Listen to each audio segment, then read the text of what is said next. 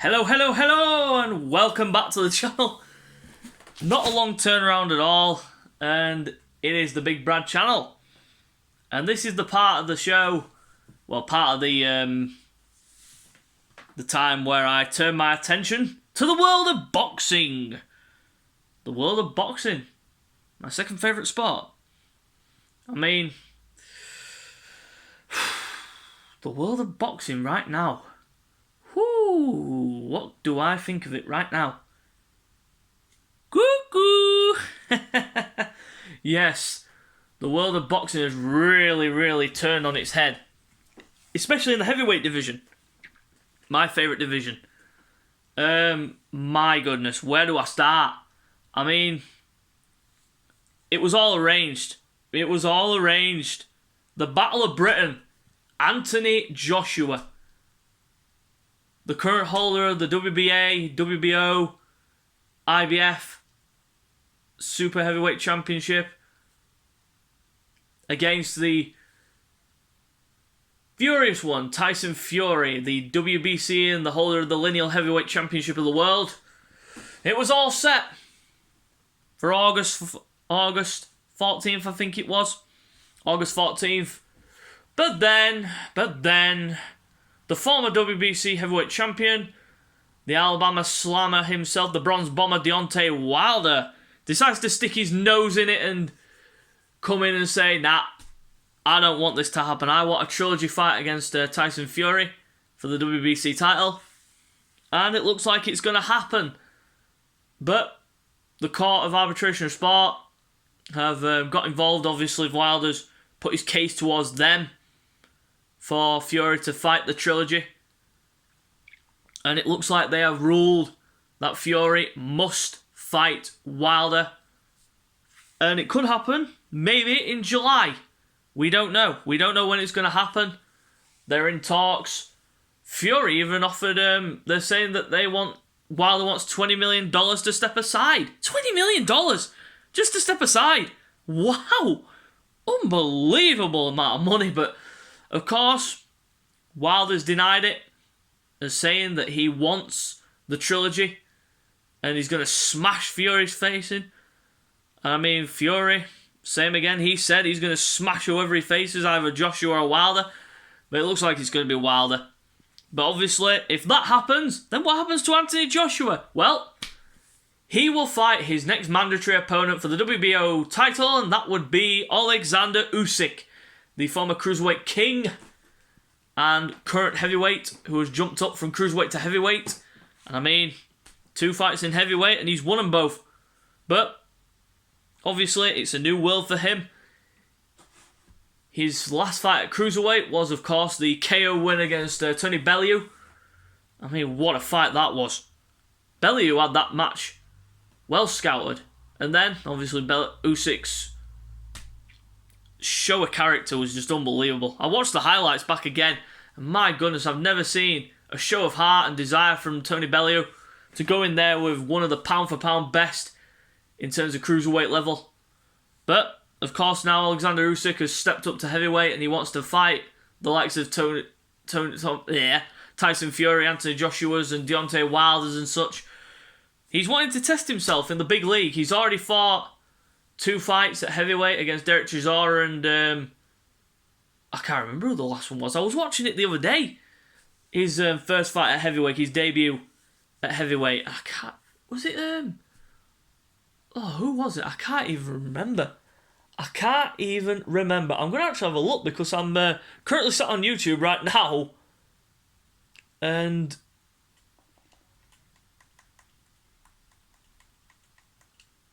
just sat on YouTube right now.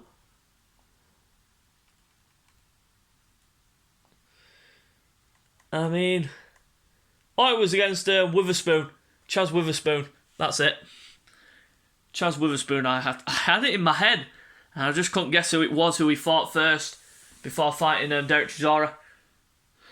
But he won them both on points. So we shall see what happens when he faces the likes of Anthony Joshua and Tyson Fury and Deontay Wilder. He could be fighting Joshua next. I mean, if the WBO rule that Joshua has to, which he does, he has to fight his next mandatory, and that is Alexander Usyk. And if the Tyson Fury Deontay Wilder trilogy happens, then so be it. It has to happen. But of course, there is more than meets the eye. I mean, the world of boxing is just flipped on its head right now. I mean, look at my thoughts on the Tyson Fury and Deontay Wilder trilogy. For me, it just simply should not happen. I mean, who wants to see a trilogy when Tyson Fury ruled the two fights that they had previously? I mean, the first one, let's take a look at the first one. I mean, from round one, right up until Wilder got the knockdowns, he got him twice, Fury dictated the fight, and it was like a repeat of what happened with Vladimir Klitschko.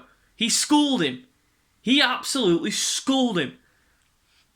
Wilder couldn't land, and then, out of nowhere, you know what Wilder's like with his right hand. One right hand, bang underneath the jaw, that's it. You'd think he was lights out, KO, good night, sweet prince. But the Gypsy King, he rose from the ashes, got back up in Wilder's face, straight off with the right hand and left hands.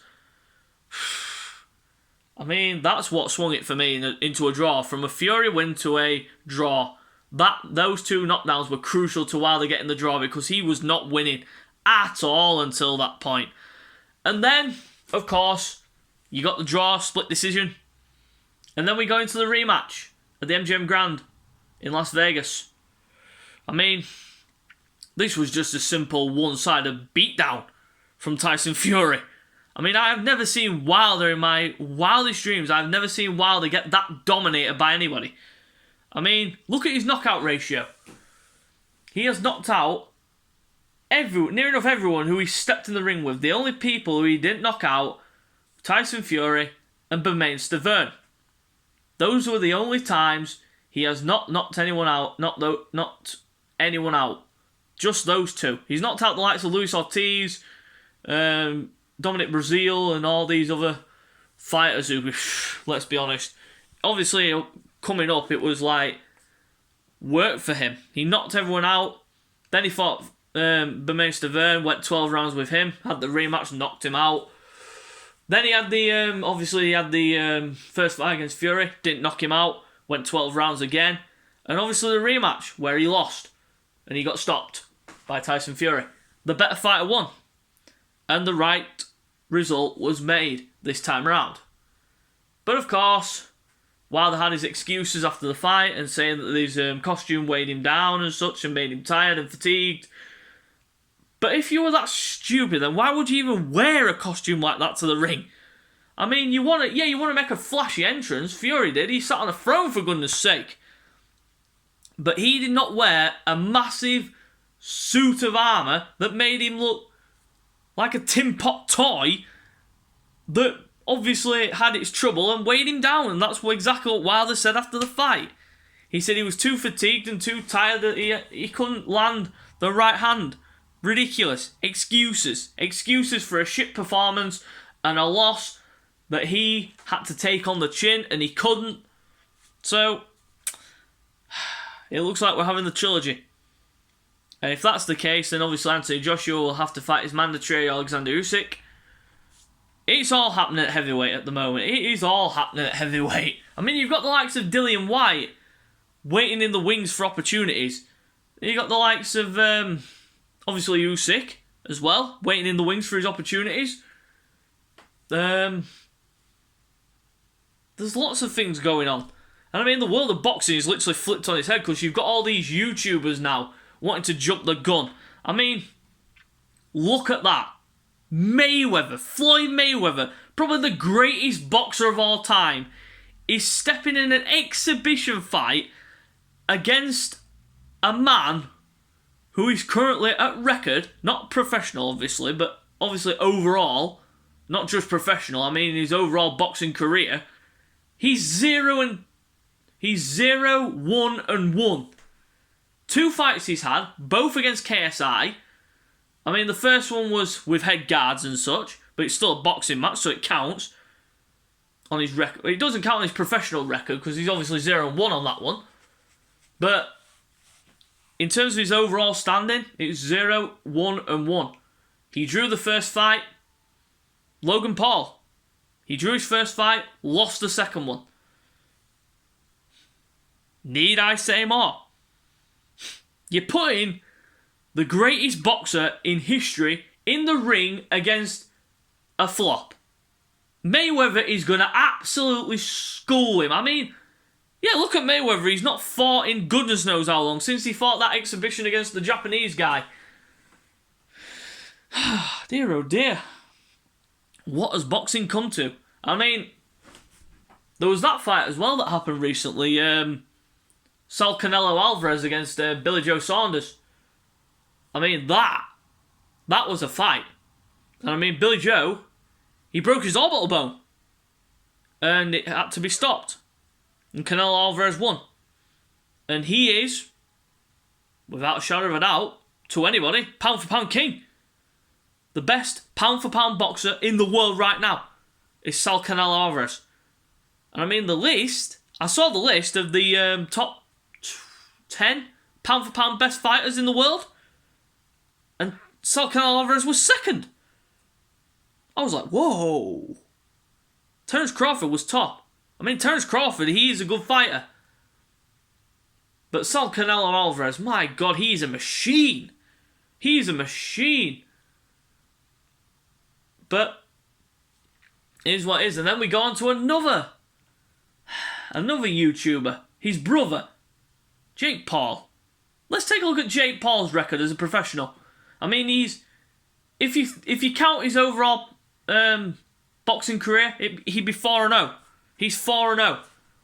Professionally and obviously amateur, because obviously he fought with head guards in the first fight against Deji. He won that by knockout. And then in his professional career, he's 3-0 against another YouTuber called Anderson Gibb, who, let's be fair, was absolutely dog shite. I mean, he went in, he said he was going to be aggressive from the opening bell. He was dinged on the head, he took the knee. Referee obviously called him out for it and counted him out. Then the second time he took a hand, put his hand on the floor, that counts as a knockdown. So, again, and then he got clipped in the head and then that was it, it was game over. Then he fought an NBA player, again, making his professional debut. An NBA basketball player. What the fuck is happening to boxing? All these NBA players and YouTubers wanting to get into it. I mean, oh my dear Lord. It's laughable. It is laughable right now, is boxing. I mean, what more can I say? NBA player gets knocked out. Bang, right under the chin. Game over. It was a beautiful shot by Jake, but he shouldn't have been in there. Simple as that. And then his last fight that he had was against a former UFC star, Ben Askren, who, let's be fair, he came into that fight overweight. You saw that stomach. He was massive. He could not move for shit. And he got in there, landed one punch. That was it. He landed one punch on Jake Paul and then boom! Jake knocks him clean. Knocks him out. He was only going there for a payday. That's all he was going there for. But yeah, it's all happening in boxing. And yeah, there's going to be more of this, I tell you. There's going to be more of this. Oh my God. Unbelievable. Unbelievable. But the world of boxing is upside down right now. We don't know where we're at. Well, say we don't know where we're at, but we know where we're at in terms of heavyweights. We're going to have Wilder Fury again for a third time. And maybe, just maybe, we could have Joshua versus Usyk. So, I'd be happy with Joshua versus Usyk, but I would much prefer the unification fight to happen. But obviously Wilder's took it to a whole new level and whined and cried his way to a trilogy fight. So, we'll see what happens in the future. So, it's my first boxing video. If you like the video, you know what to do by now. So guys, till next time, we'll see you later.